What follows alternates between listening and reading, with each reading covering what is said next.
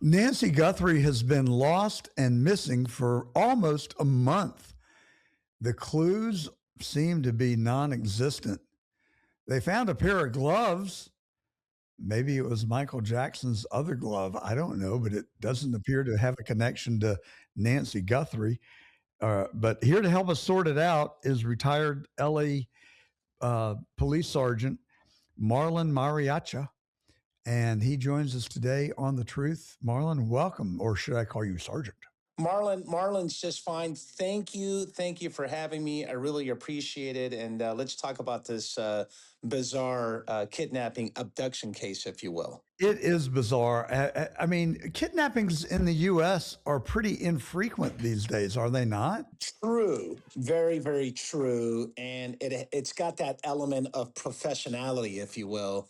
And for some reason, and I'm sure we're going to get into this, is that I don't know the connection between sending ransom notes to media outlets like TMZ and Harvey Levin. No offense to him, but I just don't see how we can connect that into this full-blown investigation. Well, do you think that there's what would you ascribe to be a percentage probability that Nancy Guthrie is alive? Oh gosh, that's a good question.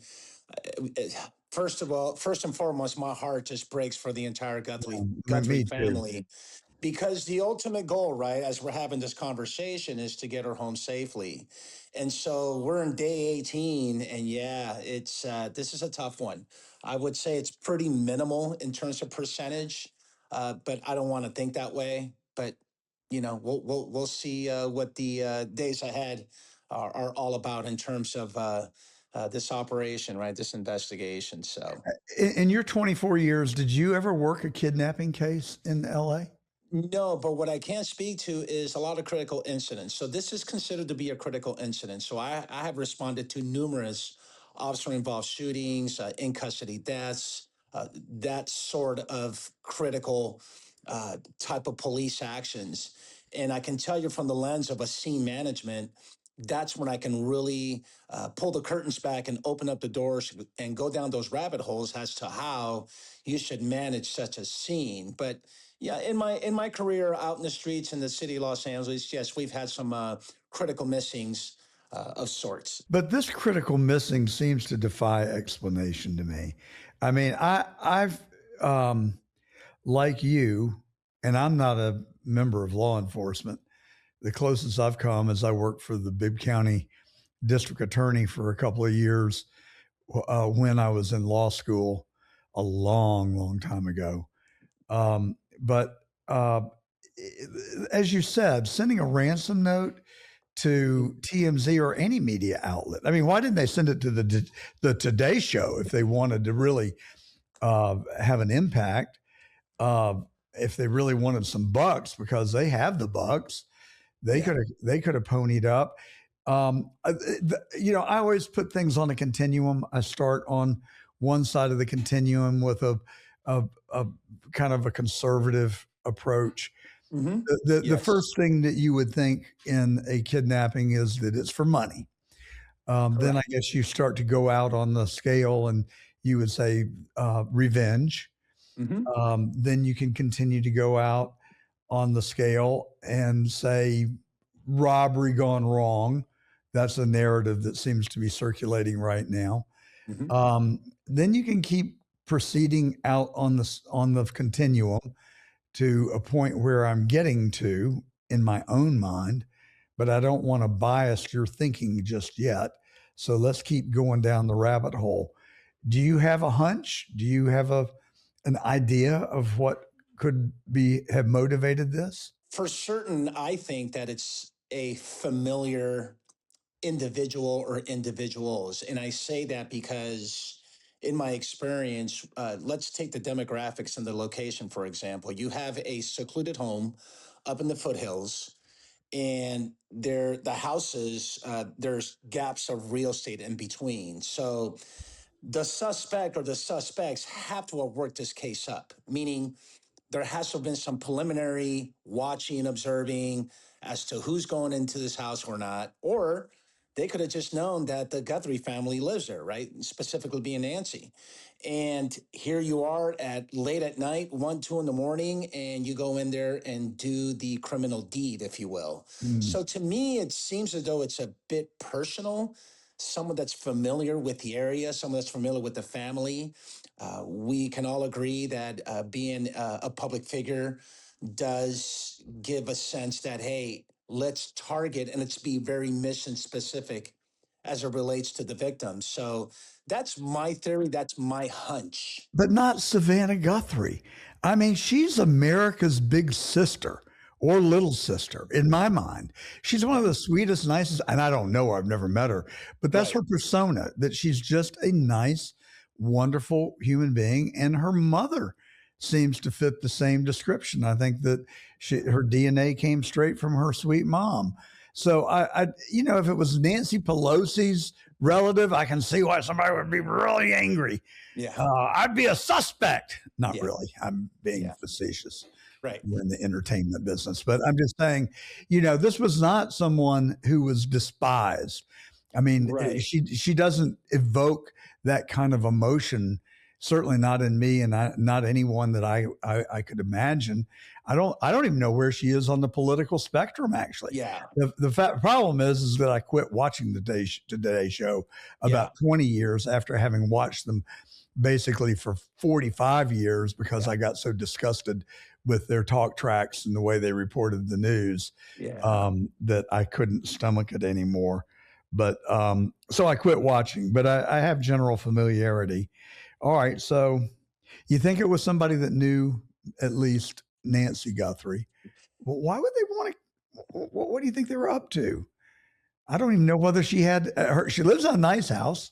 Yes. I don't know how much money she's got. She didn't. Right. She's not ostentatious by any stretch of the Right. imagination. I would probably even go down that rabbit hole that this is kind of like a sham, right? It's not a professional hit, if you will. It's kind of like an amateur job, knowing the fact that, yes, I am sending these ransom notes to this great admiration for Harvey Levin, and nothing against him, but we don't know the authenticity of those notes. Yeah, He's not telling exactly. us much. So I can't really put too much trust I'm right there in with you.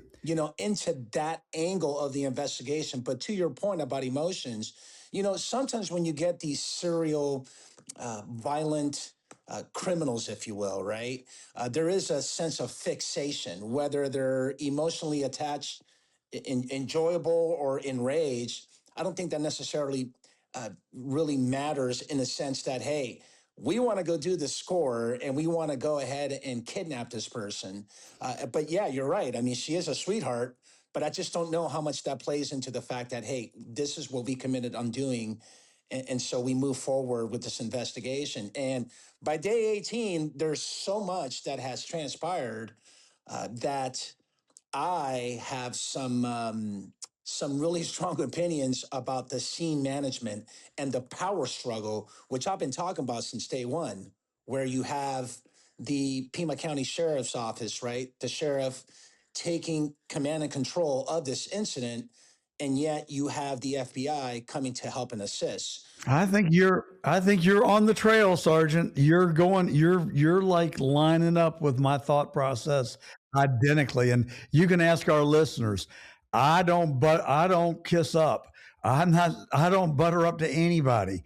I just tell you what I honestly believe. Yeah. And so we're getting there. Continue. Yeah, what I was going to say is that what I call a power struggle, what I mean by that is that anytime you have a multi-jurisdictional, multifunctional operation, you have to make a determination as to who's going to take the lead. Well, when you have egos in the way and it's a little bit self-serving, hey, I'm the sheriff. This is my county. These are my people. I am going to solve this. This is so nationalized. This is so sensationalized that, you know what? This might be a feather in my cap. However, we can all agree that the FBI has all the necessary resources, tools, equipment, manpower, and firepower to conduct what I call, quote unquote, no stone goes unturned, a full blown investigation. And so when you have that power struggle behind the scenes, it can affect this entire investigation. And that's where we're at today. I don't personally, the idea that the sheriff is acting out of ego does not resonate with me. He just doesn't come across as that kind of guy to me.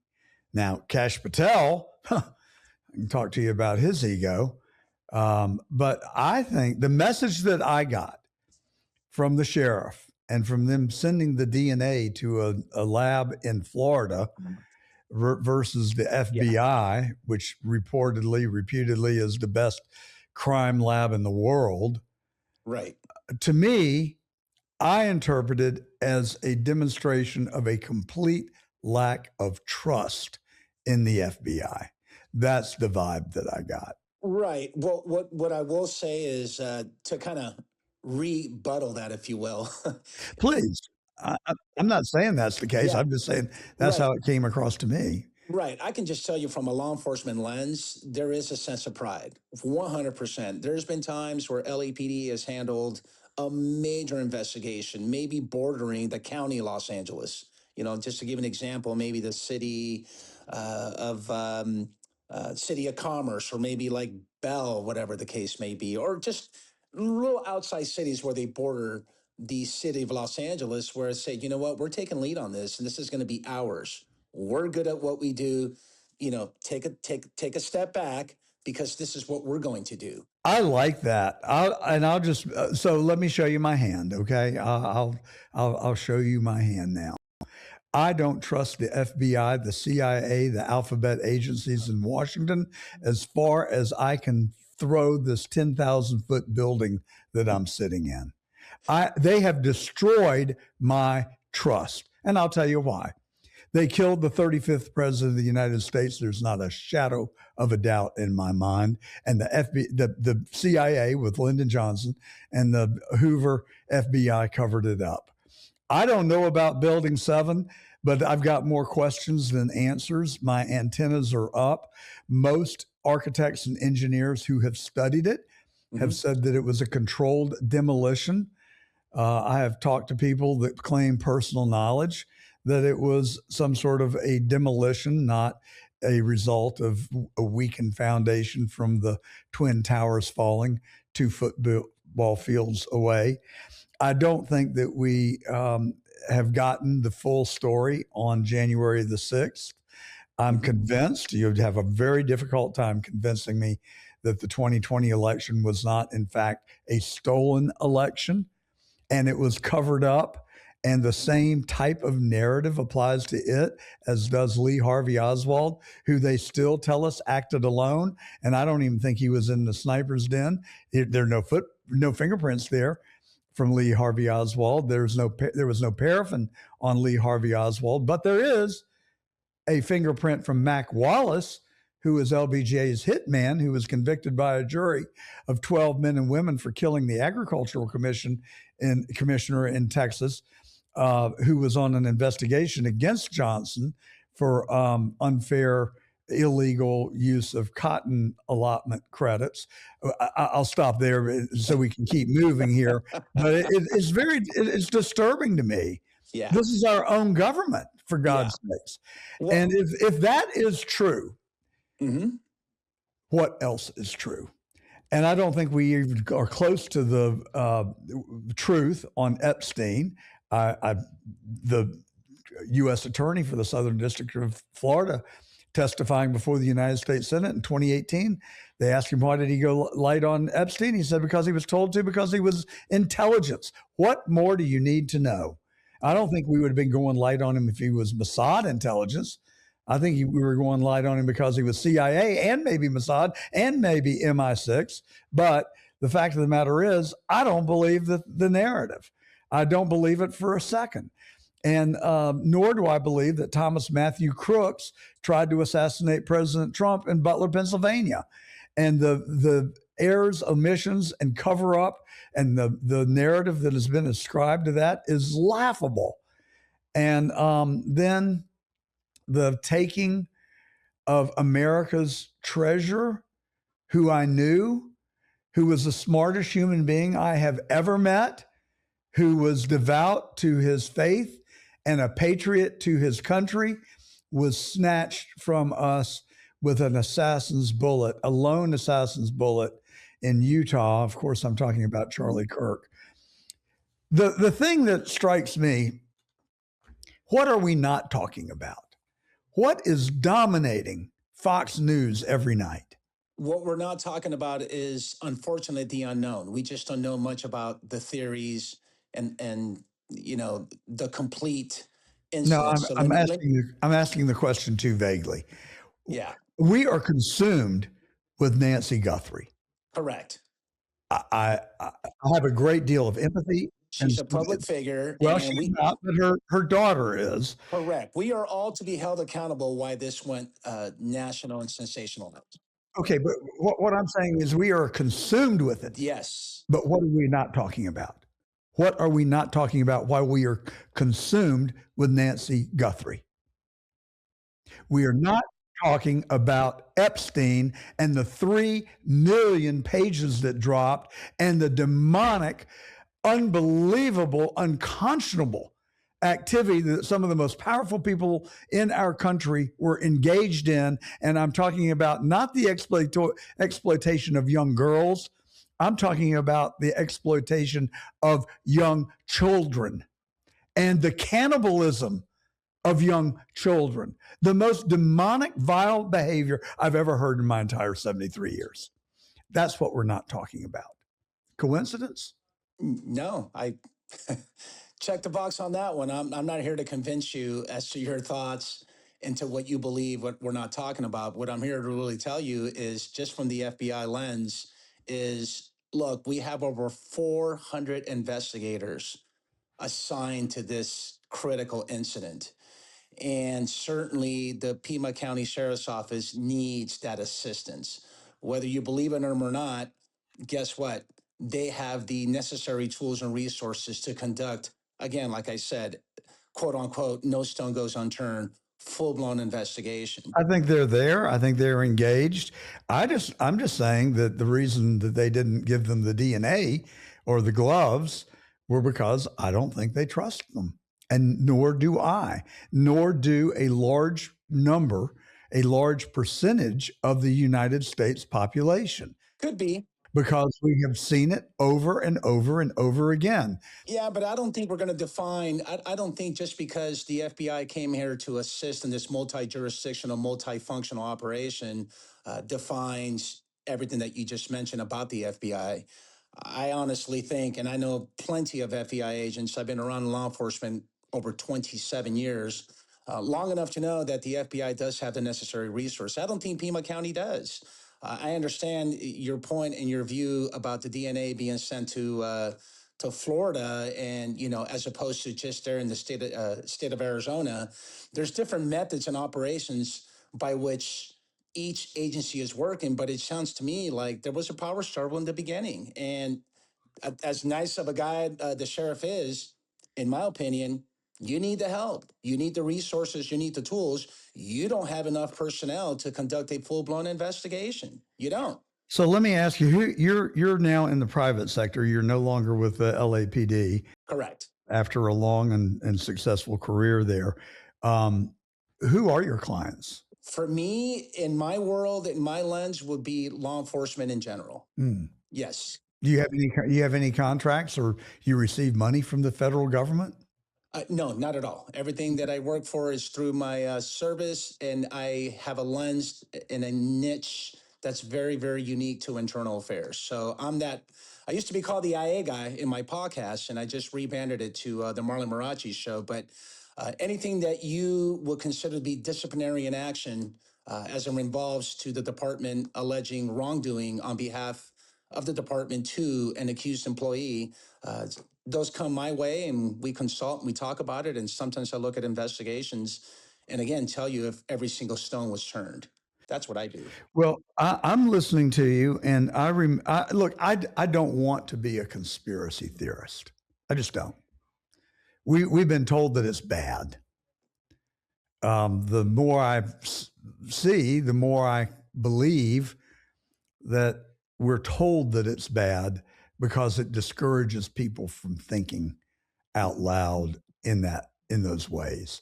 And Charlie Kirk and I had a conversation on this program of over a year ago, and we talked about all the ist, conspiratorialist, sexist, racist, homophobist, nationalist, all the ist. And we agreed that they are designed primarily to chill free speech. Whoever does not want these conversations to take place.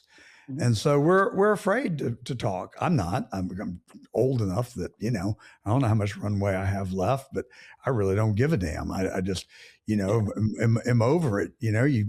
You'll get this way too before, whether you want to or not. It's liberating. Interesting point you bring up. I'm not. I've always look. I've investigated and I've been in numerous officer-involved shooting cases where there has been scene management and officers. I will never tell you if it's a good shoot or a bad shoot. I'm not one to pass judgment and put myself in the shoes of a law enforcement officer. But and I just don't like passing judgment on things of the past. I'm always one for the present. I'm one to think that, hey, if you need the help, we're here to help you. And regardless of what people think of the FBI or not, guess what? They actually have, again, and I'm going to keep saying this again and again, that they don't have all these science and forensics tools, gadgets, bells and whistles that a local sheriff's office doesn't have. And so let's work together and make that happen. However, when we make that decision, you have to work unified. And to me, it seems as though now, right, we're working in silos. Hey, I'm going to send the DNA over to the state of Florida because I don't trust you guys. Well, you Yeah. know what? The actual procedure is to do the DNA analysis here in the state of Arizona, because through the chain of custody, this is something that we have to do it proper. Another example, you know what? I'm just going to let the media and the family back into the crime scene. Well, you know what? That's something that you might not want to do. Basic fundamental crime scene management is get a inner perimeter and an outer perimeter. And in that inner perimeter, you have to tape it off and assign an officer that's got a crime scene log that's going to pretty much say, okay, do you have permission to come into the crime scene? Put your name, time you stepped in, and the time that you left. Then you cast a wider net and do an outer perimeter. That way you have diligence. That way you have a step-by-step, and you can ensure that the scene is not going to be contaminated nor compromised. And guess what? The sheriff's office pulled a rookie move there. I can tell you the FBI wouldn't have done that, regardless of what you think of them. Well, and regardless of what you think of them, it's not their jurisdiction. It is the duly elected sheriff of that county's call. True. And so, while I acknowledge your point, look, here's the problem that I wrestle with internally is that I believe that there are legions, and I mean legions, of really good men and women that put it on the line every day for us and this country. And so when I talk about the FBI and the CIA, I feel a tinge of guilt in that I'm not indicting everybody there. And I've had a lot of interviews on this program with whistleblowers, people who've worked for the FBI. I had John Kiriakou, who was a CIA agent, on the program last week, and we had very spirited, good conversations.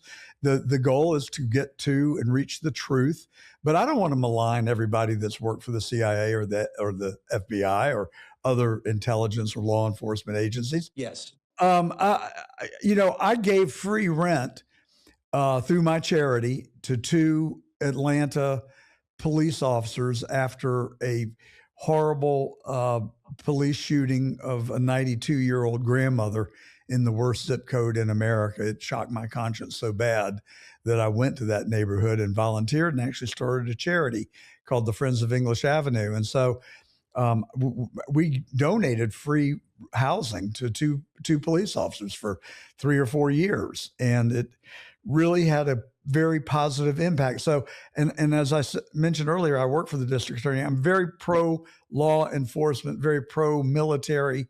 And so I don't want to malign anyone. But when we talk to these people, they're like, the rank and file are great. no problems. It's the Yeah. management where the problems reside. Yes. That's what we're trying to ferret out here, I think. Yeah. Yep. Unfortunately, sometimes the rank and file get their marching orders and they do what's best to the best of their abilities. I couldn't agree with you more. It's where management and the upper leadership where we start having a little distortion as to who's going to take lead and all that. And it's just very, very unfortunate because, again, you and I have agreed in the beginning, the ultimate goal here is to bring Mrs. Guthrie home safely. 100%. That's what matters the most. Unfortunately, sometimes egos and self-serving ways get in the way. All right. Well, we've heard you've made that point. Now, let me ask Yeah. you, I know you don't pass judgment on police officer shootings, but what about Minnesota? There were two. There was a lady in a car Mm-hmm. who she got shot and killed, and then there was the nurse who got killed by ICE. Mm-hmm. Your perceptions of those? Yeah, let's wait and see until the entire investigation is completed. I can I can tell I don't you. need an investigation to tell me what I can see with my own eyes and ears and the good brain that God gave me. Well, it does. I can tell you, it doesn't look good in both for sure, 100%. I mean, a lot of OISs just don't turn out to be exactly what it is. Yeah. However, with that being said, yes, there is cell phone video from the officer in the Renee Good that we still have to examine it and analyze. And again, you got to take the totality of the circumstances as it relates to both. But what I will say, and I will add some scrutiny, is the Preddy shooting. Yeah, man, that's going to be very, very controversial as to all the actions and the tactics that led up to engaging in deadly force. So I think you and I see it very similarly. With the lady, that's Ms. Good. I'm sorry, she made a fatal mistake. You do not use an automobile as a lethal weapon. yeah, She struck the officer, for God's sake, with yeah, her car. yeah, And her emotions were elevated. She was obviously hysterical, and I think she acted out either yeah, through anger or maybe she was legitimately trying to get away and just maybe didn't even see the officer until it was too late. But she struck him. yeah. He went to the hospital from being hit with her car. I'm sorry. If I may interject, Yes. having sat on numerous officer involved shooting investigations with a shooting officer or shooting officers, look, those interviews are very frame by frame, second by second, as to the thought process, right? So you got to get perception. And unfortunately, there's no body worn video. So we're definitely going to have to go with perception. And the same thing with the Preddy shooting. However, where the scrutiny really, really falls and that scope gets very narrow is the actions, the tactics. If you deviated from your tactics substantially that led up to engaging in deadly force, we're going to have some problems depending on how you explain that, especially in the Preddy case. So here's where I am. Nobody, not that you asked for my opinion, but our listeners want to know. I think Preddy is a much closer case than Ms. Good. But I'll just tell you this: when you go looking for trouble and you find it, I don't think that's on the other guy. Yeah. And Preddy went to that protest. It was not his first time. He had been at protest Yeah. earlier in the week. Yeah, 11 days. He was clearly a provocateur. And in previous engagements, he had gone there unarmed, we are told. But in this case, he went there with a handgun stuck in his belt. And so, and the temperature was very hot. The crowd was hot. The police officers were on edge. And I feel bad for Mr. Preddy. I feel worse for the police officer that shot him because I do not think he was acting out of anger or malice. I think he was dealt a bad hand, and I think he made a tenth of a second decision that he probably regrets today. I give the judgment, I err on the side of the police officer in that case, which is very different than the police officer in the George Floyd case. Mm-hmm. That police officer had 12 minutes to make his decision. Mm-hmm. And he was surrounded by 5 other very fit cops. And Floyd was on drugs. He was a big guy, but he was subdued, and he was basically begging for his life. I'm sorry, I don't defend George Floyd, but I think this police officer staying in prison is a miscarriage. Oh, I'm sorry. No, I think just the opposite. I think that for him not to have been Would disciplined be a miscarriage of would be a justice. miscarriage of Yeah, justice. totally. I do. 100%. All We're right. in So, agreement. well, I'm glad. I mean, I think we've agreed on more than we disagree with, other than the use of the FBI lab. And I understand your point totally. But do you worry about the deep state? I mean, do you worry about notable national events that have occurred that defy explanation, that seem to have their fingerprints that tie back to at least the MO, if you would, of the deep state? Yeah, good question. I do worry. I do worry in a sense that I guess a better answer for me would be I don't know how we got to a national sensational news about a kidnapping case. There's so many kidnapping cases that are going on around the nation right now, and it's not getting the attention that it is on this particular one. Well, I mean, I've told you my theory. I think it's a cover up for the Epstein case and all of the and Could did be. did our government go in and kidnap Nancy Guthrie? I don't know. That Yeah. seems like a stretch, but we haven't come up with a better theory. Yeah. I mean, we've got the robbery theory, we've got the ransom theory, and I got the deep state theory. I think they're each perfectly plausible. Yeah. And the issue in my mind is I don't think we'll ever know. Yeah. That's the saddest part about it, and it's just so unfortunate. It really is. So, what was life like on the LA police force? I mean, you all seem constantly in the news, and you were there, the person on the front line to defend them. Yes, a lot of a lot of violent calls, if you will. I mean, I can think back in my times when I was a sergeant in patrol, and I would log on and get in my black and white, and come 6 7 p.m. I would just chase the radio, is what we call it, right? Service Mm. calls all the way to 4 or 5 in the morning, and that was just that's citywide. That's in the entire city. Of course, some cities are more violent.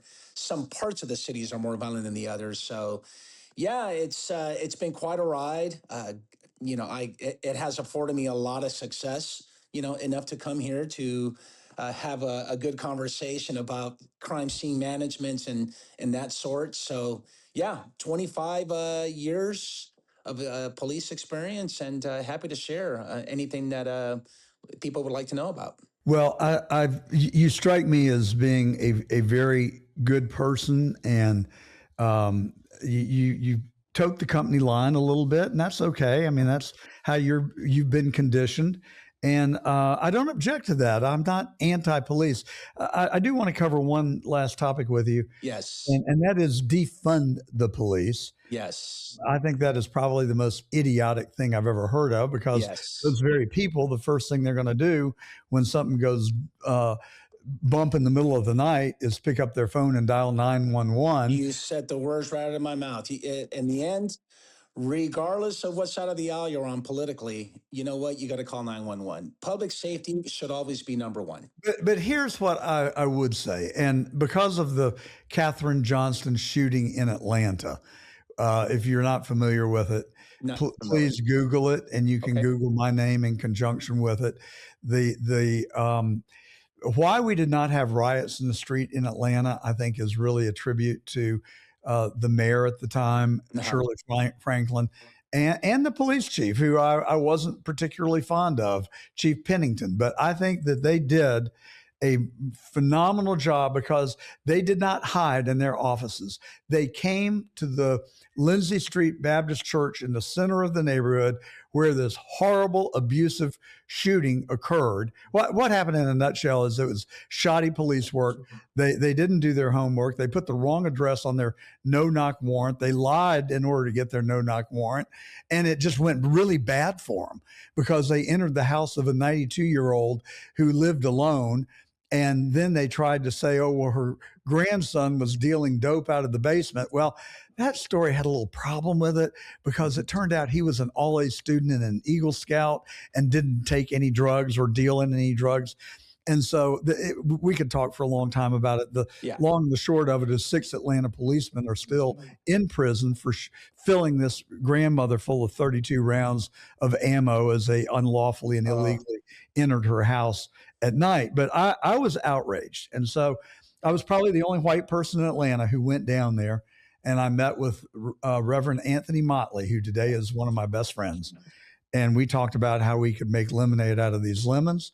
And we started a charity, and we started trying to revitalize the worst zip code in America. And that brought the attention of the owner of Chick-fil-A and the owner of the Atlanta Falcons, and they're still doing the work. And I really commend them for the good work that they've done in this community.